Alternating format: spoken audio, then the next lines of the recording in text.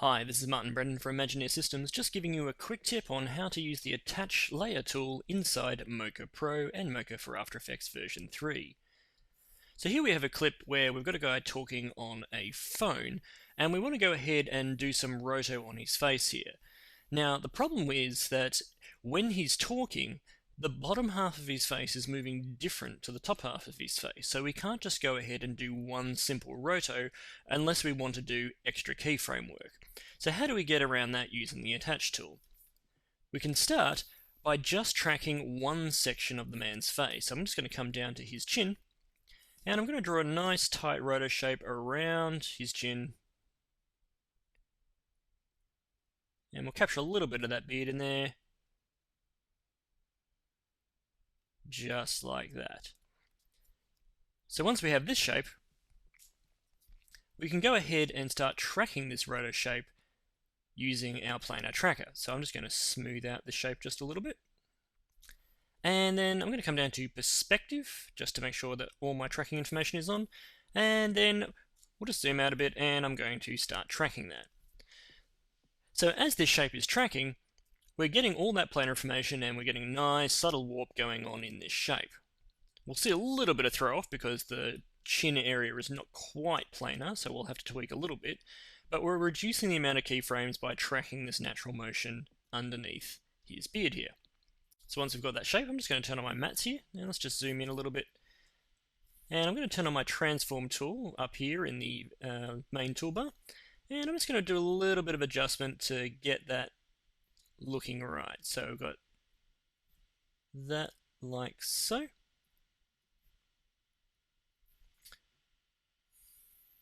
And I'll just make sure that's all looking okay. We can press the backdash or tilde key to just turn off our overlays to have a look at how that mat's looking.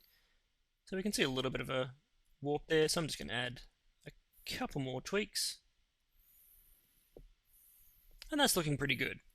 So now we've got this shape, we want to do the rest of his jaw here, which is moving slightly different to how his chin is moving. So I'm just going to call this section chin.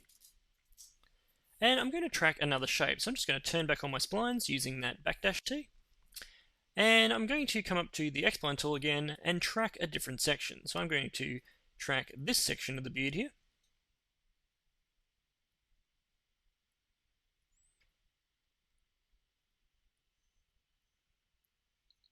Just like that. And then once we have this shape, we can go ahead and track this section instead. Now I want to turn off my tracking data for my chin because I've already done it. And I'm going to call this area jaw. And we can start tracking this one as well. So we'll turn on perspective for that one and start tracking. So we can see here now that this section is moving slightly differently to the chin section because only this part of his face is moving and not the rapid movement of the chin down here. We can also see up here that the sideburn area is actually moving even different because it's fairly stationary and it's not being adjusted by the jaw all that much. So we have three different sections that are moving quite considerably differently. So once we have that jaw section, that's moving along quite nicely. And again, I can use my backdash key just to check to see how that mat is looking. It's not bad.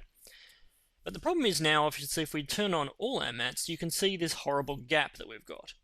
Now we could go ahead and overlay these so that they actually overlap each other and you don't see any gaps, but an easier way to do it is just to use the Attach Layer tool, which is next to the Lock Tangents tool here up in the main toolbar. So I'm just going to select that.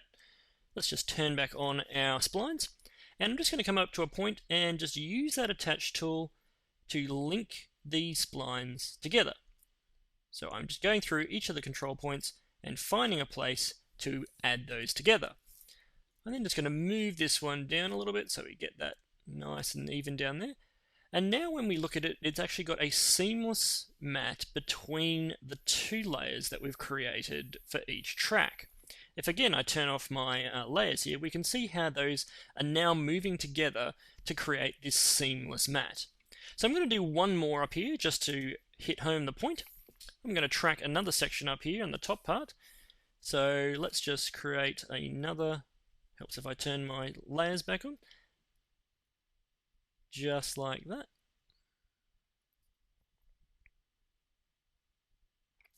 Just smooth that out a little bit, expand it out, and I'm going to track this section as well. Now, because there isn't too much perspective shift here, I'm going to leave this on a simple shear, and I'm going to call this top section.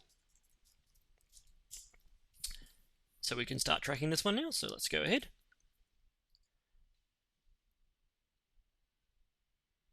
So we can see as that jaw moves how much of a gap is occurring between these two sections. And this is again when the join tool can become really handy, because we can then merge these two together, and then this mat will stretch to fill in the gap between. So we'll just finish up that track. Then once we've got that, we'll do exactly the same thing. So we can see here there's only 2 points in the jaw mat, and we've got 3 here for our top section here.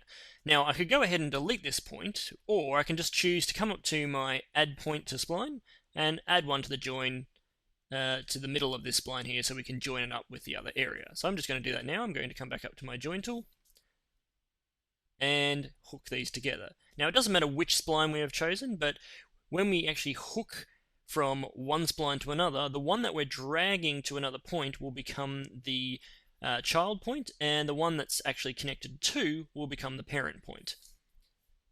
It doesn't matter too much because they all move independently of each other regardless of which one I select. But just so you know, that's how it's all parented together. And once again we can see that is now being moved correctly with that attached layer. So if I just turn off my splines, and we can zoom out a little bit, you can see how we're starting to build up this nice seamless mat from a few different tracks and getting that nice natural motion that we're getting with the planar tracking data. Using this method, we can start to build up really complicated mats using natural motion from various sections in your footage. It's a really nice clean way to do it because you're only using a minimal amount of keyframes but still getting that planar tracking information to help with the rest of your mats. So that's how to use the Attach tool inside Mocha Pro and Mocha for After Effects version 3. This has been Martin Brennand for Imagineer Systems.